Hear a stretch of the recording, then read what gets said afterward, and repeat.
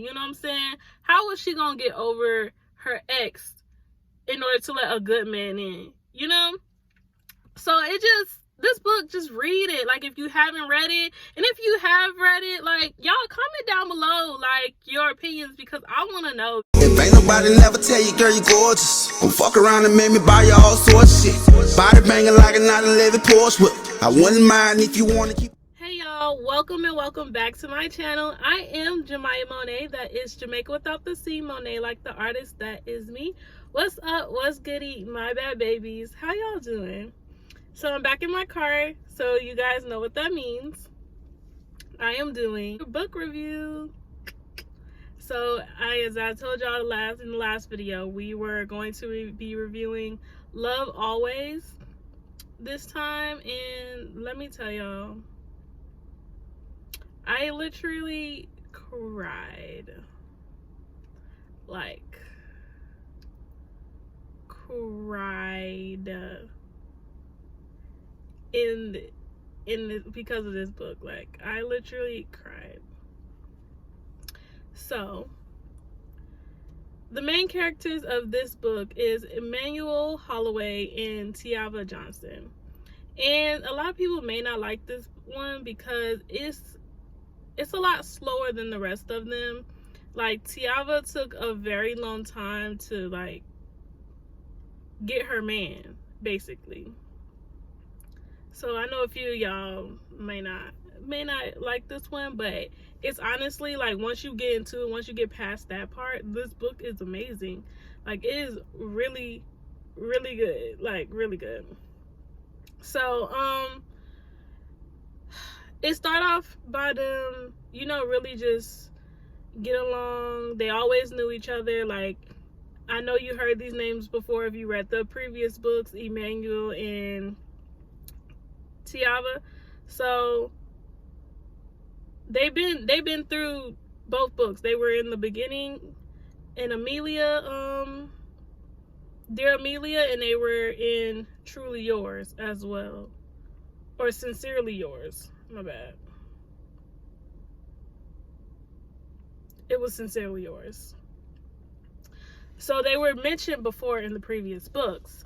So this book is about them and their love story, and their love story is beautiful. Like, let me tell y'all about it. So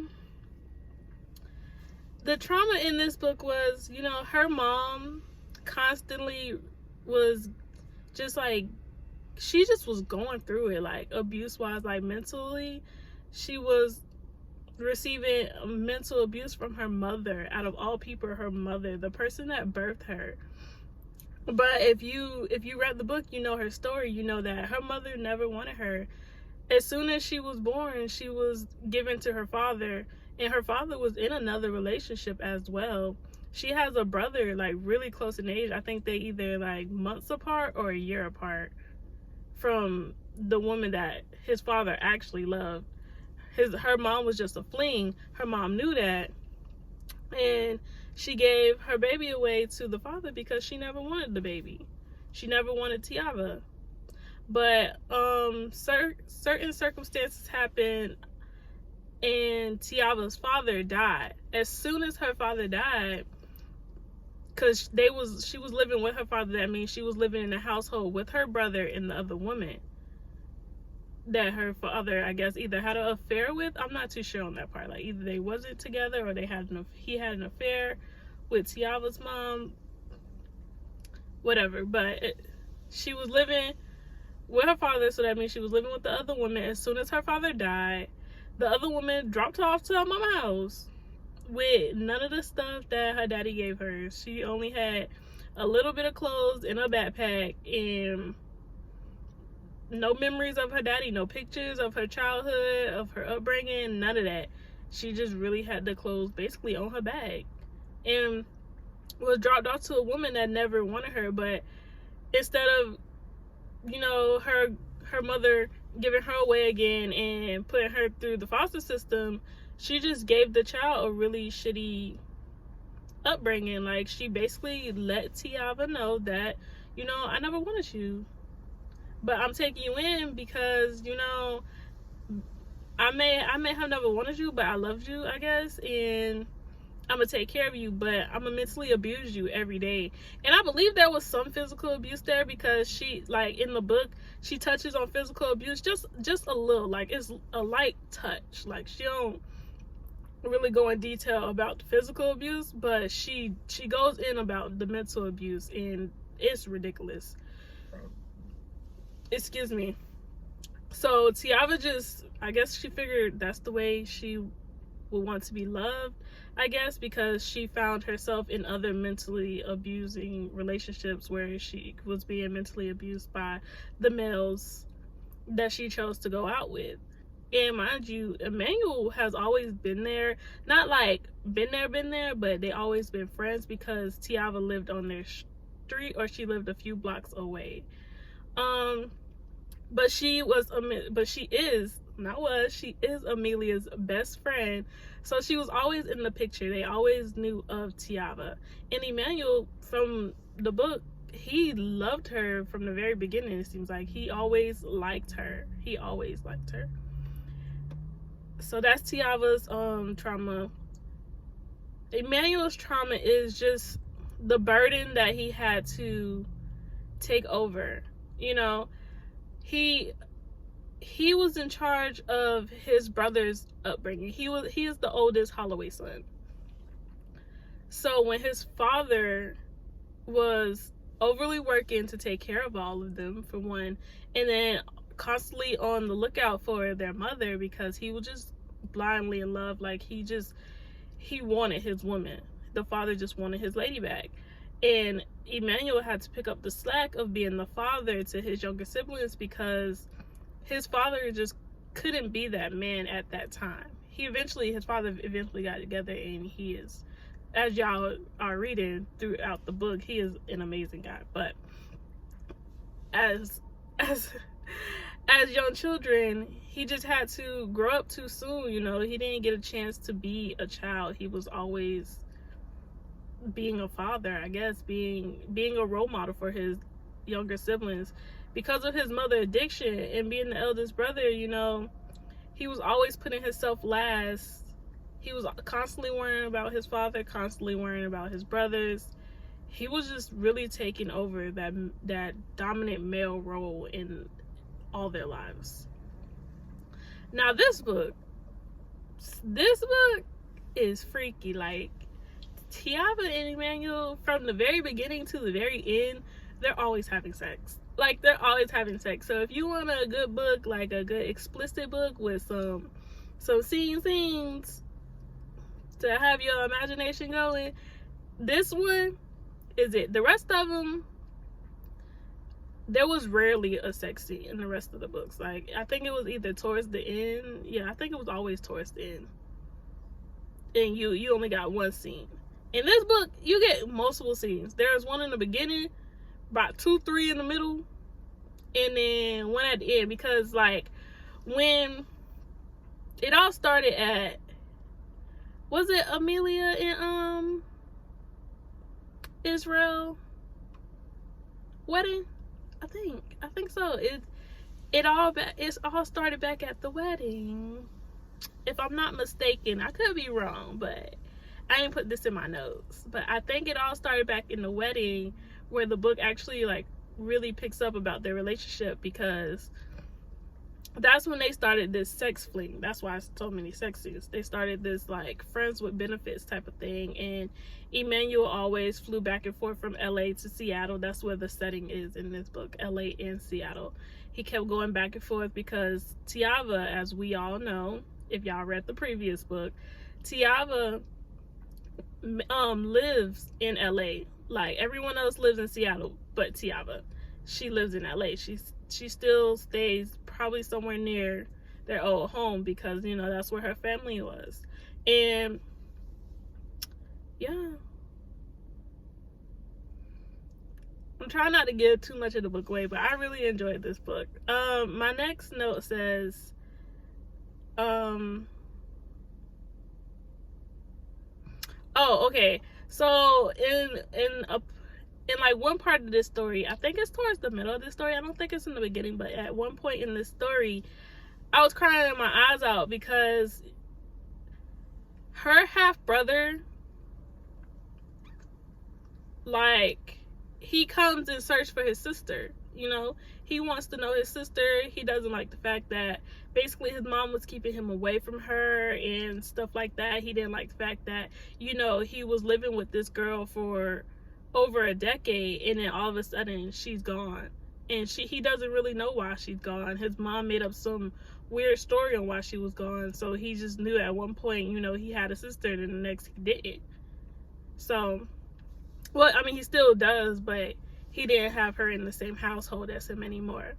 So he comes and he finds her, and they, you know, they start rekindling a relationship and building together.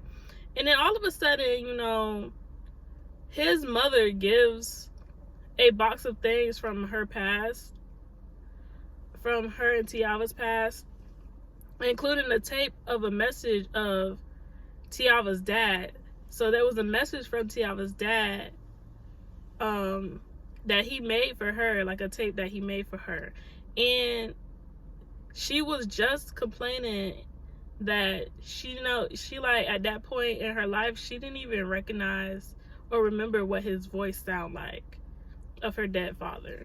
And y'all, that touched me when she heard the message. Like, that part in the book is just like, so sad, because I couldn't even imagine, you know, losing my father at a young age, and then being, I think she's like almost 40, like mid 40s, and don't even remember what his voice sounds like what, you know.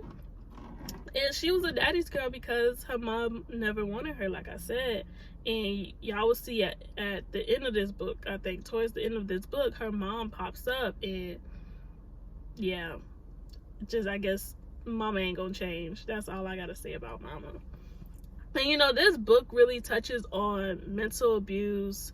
She definitely goes in on mental abuse in this story, as well as forgiveness. She touches on forgiveness. Not only did Tiava need to forgive her mother for herself, because she didn't have to forgive her mother for her mother, but she had to forgive her mother for herself, because everything that her mother was doing to her was eating her alive. Like, just, her mom had too much control over her, so she had to forgive her mom. And Emmanuel had never forgave his father for neglecting him and his brothers and having him to grow up so soon. So, all right, sorry y'all, I'm back. My camera overheated, but like I was saying, let me get my iPad for my notes.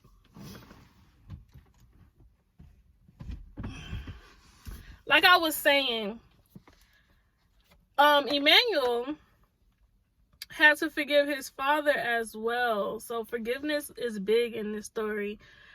And this is where I cry again. Emmanuel's father,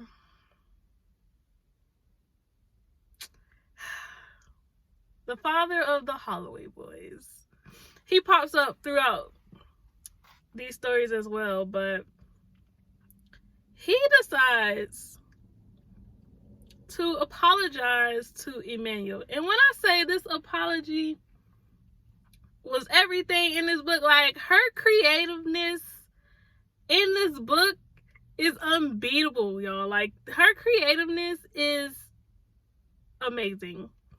The fact that I cried twice in this book says everything. But the second time I cried is because Emmanuel's father apologized. The apology from his father just felt so sincere through the book that your girl was boo-hooing. Like, I was just like, he needed that in order to move on with his life and let you move on with yours. Like, I was just like in tears. I was in tears, excuse me, y'all. I was in tears. Like, this how good this book is. Like, do you feel my reaction? Like, if y'all haven't read it, read it. But before you read this book, make sure you go read the 2 other books before this book. Like, everything is like tying together. Like, the more you read these books, everything is coming together. So, yeah. And then another topic that is brought up in the book is therapy, black therapy for one, because a lot of black people don't believe in therapy. And in this case, Tiava needed therapy. Like, she needed it in order to progress in her life, to get over her trauma, to go through her trauma, to like progress in life, to better herself. She needed therapy. So she will go to therapy frequently in this book, because she is a victim of, no, she is a survivor of mental abuse, period. Abusiveness, period. She is a survivor. And they talk about that in this book, in her therapy sessions. You know, they go into not only her relationship, she talks about her relationship with Emmanuel, her relationship with her ex, she talks about her relationship with her half-brother, her relationship with her mother. Her mother, y'all, I'm telling y'all, her mother is a trip. We thought the Holloway boys' mama was something. No. Tiava mama, Tiava, she good. Like, she real good. Because they do say respect your elders, but mama would have caught these hands. Like, especially when she did the pop-up at the house. Boop. Read the book, y'all. Read the book. Read the book. You know, and it did take me a minute to read this book, because like I said, I'm not used to how long it took for Tiava. Like, it was a lot of back and forth and all that good stuff. I really didn't get into the book until like the middle of it, and the rest, like the middle and the end, is when I started clicking into the book. Like, I actually started tuning in. In the beginning, it was a struggle for me. Like, her other two books, I read those in a day and a half. This book did take me a little bit longer to read, but once I got into it, and this book is amazing. Like, again, it did take a while to get to the parts where you're like,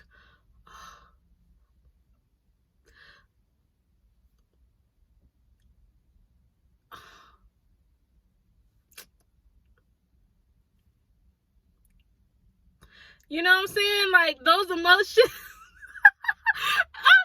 don't cloud me, but like those emotions, like, before you can get to all those emotions, you're really gonna be reading that book, like, in the beginning, like. So I want to touch on the indifference about like how I felt, because I did feel indifferent in the beginning. Like, in the beginning, I'm like, dang, like, she could have kept this one, you know what I'm saying? The storyline is kind of a little weak, but then you start reading it more, and you know, to finish the book, because I'm determined to finish the series. I read more into it, and I was like, you know what? This book is bomb as hell. Like, when I got to the end, I'm like, this was amazing. Like, this book was awesome. This book is well needed, and it helped with like tying the rest of the books together. And if y'all was ever wondering about, you know, how did Israel and Amelia relationship go, how is Ezekiel and Jonah relationship is still going, like, she touches back on all those relationships as she focuses on Emmanuel and Tiava's relationship. So you do get insight on the other relationships as well. So the book is coming full circle. It's coming full circle. I just really love how this story is written. Yeah, like I said earlier, it's going to be some boring parts in the book, but overall, this book was written with, like, this book was written, like, you can really just feel the emotions throughout this book. It's so well written that, like, it comes alive. Like, you feel it in your spirit. I don't know if it was just me, but, like, that's how I felt when I read this book. You know,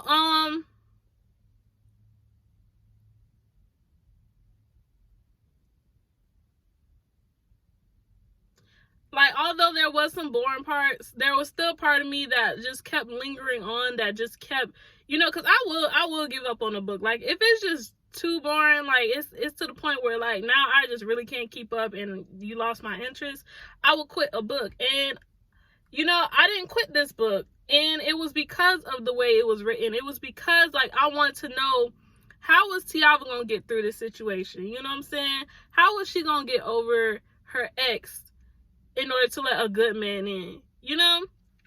So this book, just read it. Like, if you haven't read it, and if you have read it, like, y'all comment down below, like, your opinions, because I want to know, because I was really into this book. Like, this third book, at first, I was just like, oh, man, I kind of wasted my time with this book. But no, like, I love it. This is now my favorite book. Like, although I felt some type of way in the beginning, like, the ending just stole my heart away. I cried twice. Like, this is big. Like, I cried twice reading this book, y'all. Twice. And I'm not a crier. Like, so this is like, you know, I'm trying to tell y'all, like, read, just read. I'm a reader. So if you enjoyed this book as much as I enjoyed this book, please let me know down below. Thank you guys for tuning into this video. If you, like I said, like, if you have your opinions about this book as well, comment down below. Let me know. This is our book club. So whatever your input is, let me know so I can reply back to y'all so we can interact about these books, because these books is popping. Right. So the next book in the series is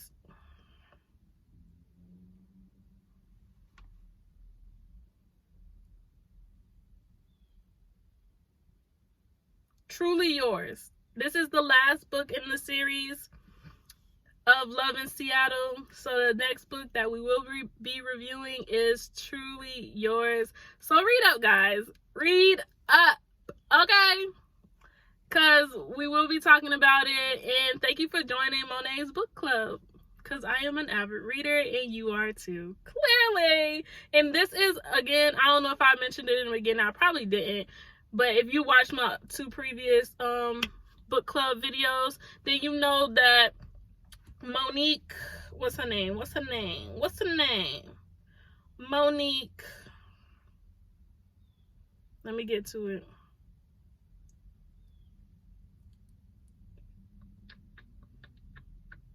Asia Monique is the author of these books. She is a Black author. This is Black romance. This is a fiction novel.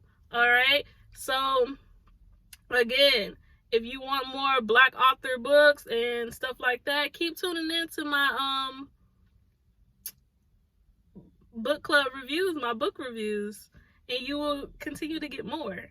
I read like a bunch of books. Like, I have a lot of books to review, guys. Like, let me show y'all my library.